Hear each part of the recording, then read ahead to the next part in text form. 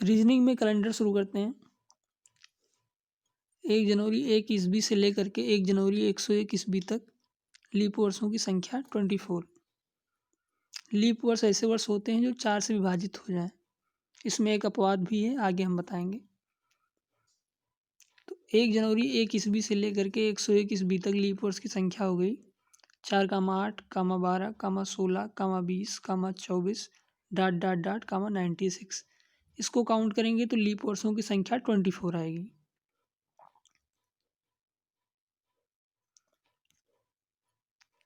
जो वर्ष 4 से विभाजित हो जाएं लीप वर्ष होते हैं, लेकिन शताब्दी वर्ष को 4 से विभाजित होना चाहिए। जैसे वर्ष 100 ईस्वी एक लीप वर्ष नहीं है, क्योंकि ये 400 से पूरा पूरा विभाजित नहीं होता है। शताब्दी वर्ष वह वर्ष होते हैं जिनके आखिरी में 00 आता है, या कहें कि जो 100 से विभाजित हो जाते हैं।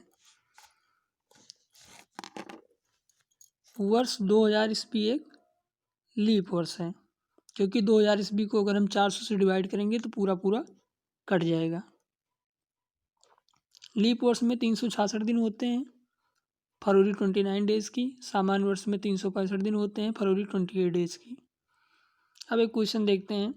यदि 1 जनवरी 2017 को रविवार था तो 1 अक्टूबर 2017 को कौन सा दिन होगा?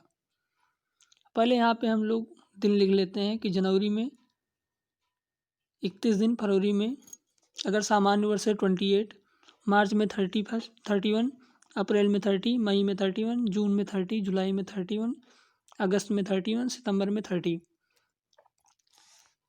हमें जानते हैं कि 7 दिन बाद सेम डे रिपीट होता है। तो जनवरी में जो 31 है, इसको अगर हम 7 से डिवाइड करेंगे तो 3 शेष बचेगा। जो शेषफल आता है उसको हमको ब्रैकेट में लिख लेना है। जैसे अगर जनवरी में 31 को हम डिवाइड करेंगे 7 से तो 7 4 जा 28, 3 बच गया। जो रिमाइंडर आया उसको प्लस करके ब्रैकेट में लिख लीजिए। जनवरी में +3, फरवरी में 28 7 से पूरा पूरा कट जा रहा है, +0, मार्च में 31 +3 आ गया, अप्रैल में देखिए 30 है, 7 से डिवाइड करेंगे, 7 4 जा 28, 2 रिमाइंडर बच गया तो 2 प्लस में हो गया। मतलब जनवरी में +3, फरवरी में +0, मार्च में +3, अप्रैल में +2, मई में +3, जून में +2, जुलाई में +3, अगस्त में +3, सितंबर में +2। अब ये जितने प्लस आए हैं इनको हमको फिर एक बार जोड़ना है। 3 0 3 2 3 2 3 3 2।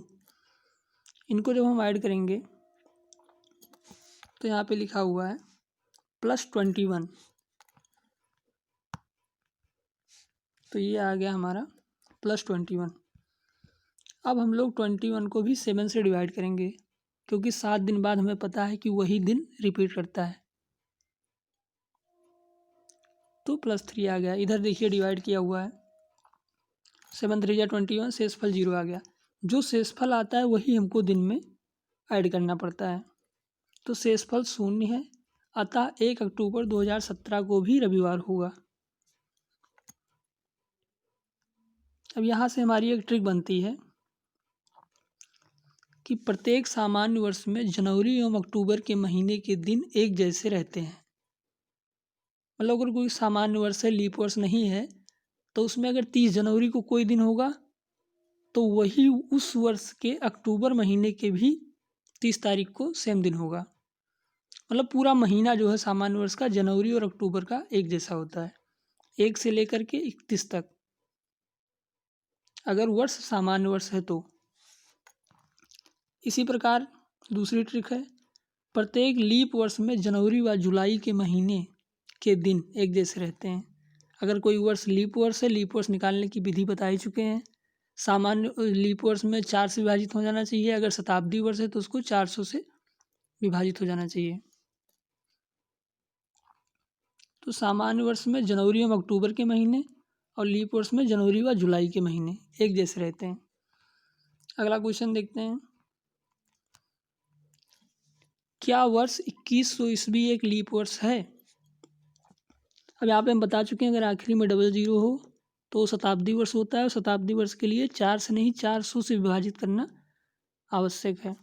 2100 को हम लोग 400 से डिवाइड करेंगे तो ये पूरा पूरा नहीं कटता है, 2 जीरो से 2 जीरो कैंसिल हो गया, 21/4 आ गया। तो नहीं, 2100 ईस्वी एक शताब्दी वर्ष नहीं है। आगे चलते हैं।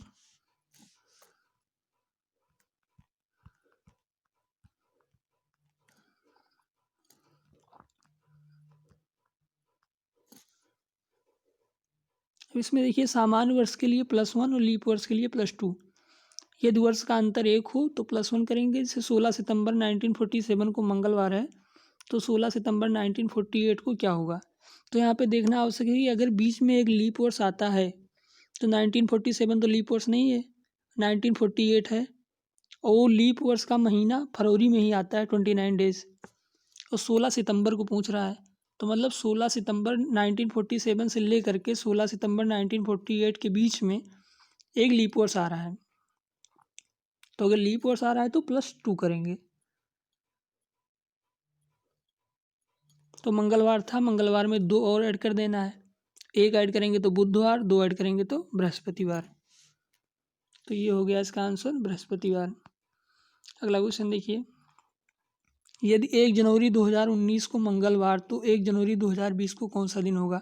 अब देखिए, यहाँ पे 2019 लीप वर्ष नहीं है, 2020 लीप वर्ष है, लेकिन लीप वर्ष का जो महीना होता है फरवरी की जाता है। अब 1 जनवरी 2019 से लेकर के 1 जनवरी 2020 के बीच में लीप वर्ष का वो महीना नहीं आ रहा है, फरवरी वाला।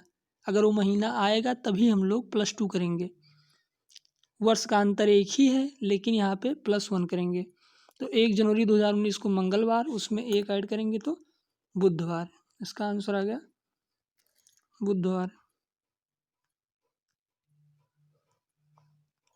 ये देखिए, 1948 जो पिछला क्वेश्चन था डिवाइड करके बताया गया है, 4 से डिवाइड करेंगे तो ये पूरा पूरा कट जाएगा, शेषफल 0 आ रहा है, इसका मतलब ये एक लीप वर्ष है, 1948।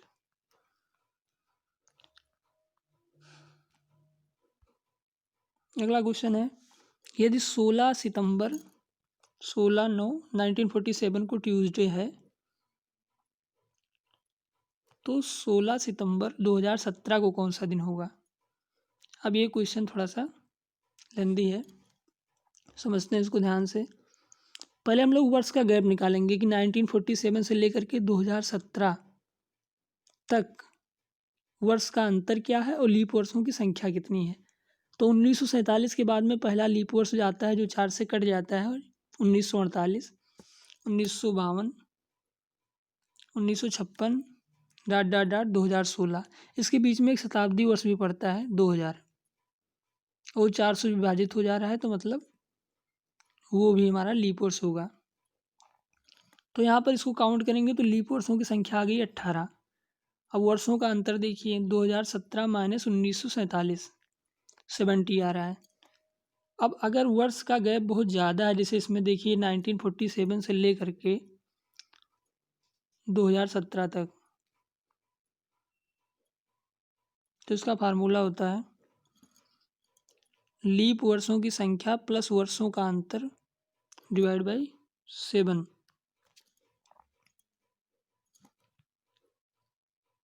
तो 18 और 70 को ऐड करेंगे, 7 से डिवाइड करेंगे, तो ये आ गया 88 डिवाइड बाई 7, 88/7।